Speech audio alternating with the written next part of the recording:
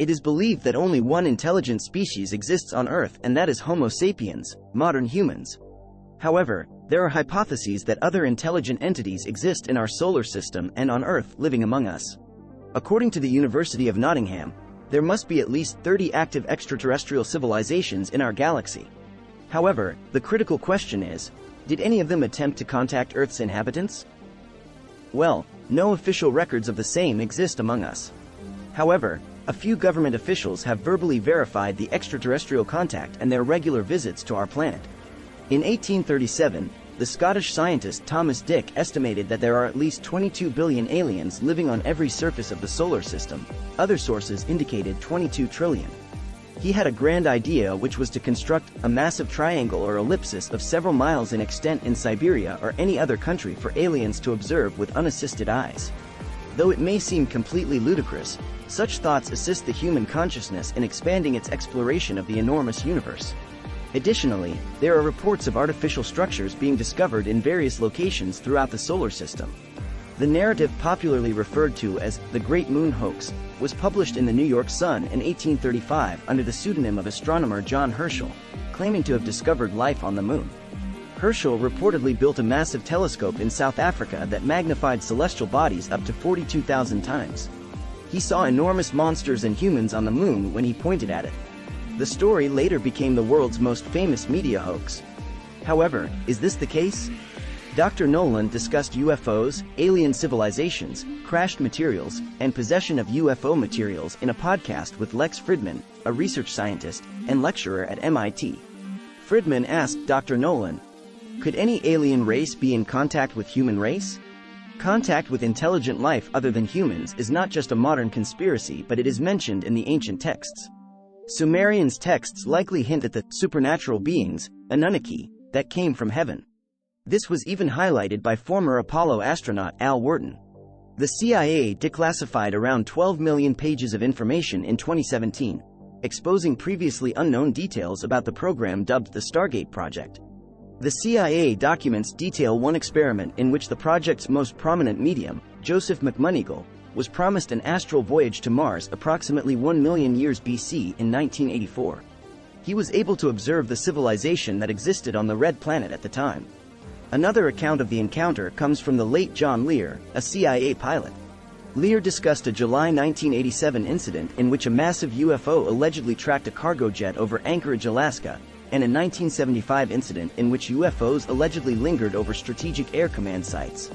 In an interview for On the Record, a 30-minute television show broadcast on CLOS TV in Las Vegas in late summer 1987, investigative journalist George Knapp questioned Lear about the church's position on UFOs. Lear made several assertions during his interview with the Coast to Coast AM radio programs that may be difficult for anyone to accept.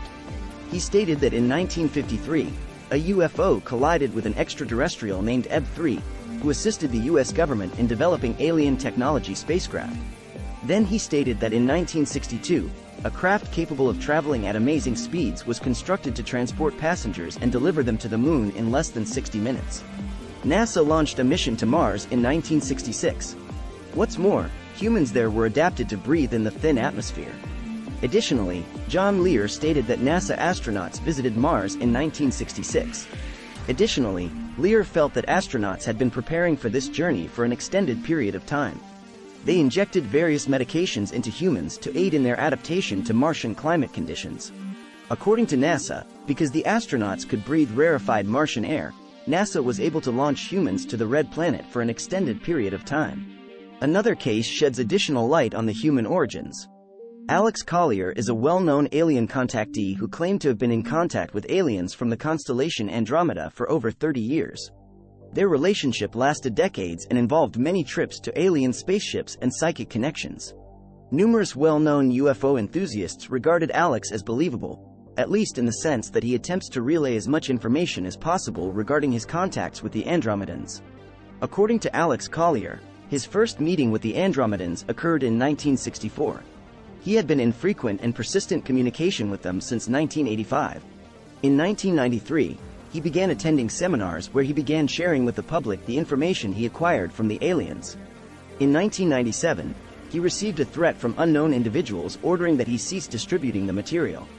He took it really seriously and remained silent until 2002. Collier stated in his last lecture before retiring from the UFO lecture circuit in 2002 that the ancient alien race known as the Founders are responsible for creating the environments on planets and making them habitable. According to the Andromedans and Pleiadians, this ancient alien race is known as the Pa-Atal. He even stated that the aliens are capable of removing moons in order to shift the planet's orbit around the Sun in order to regulate the amount of radiation. According to reports, Andromedans are capable of creating a solar system.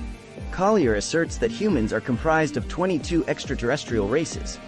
In 1994, he stated in an interview that all human existence originated in the constellation Lyra.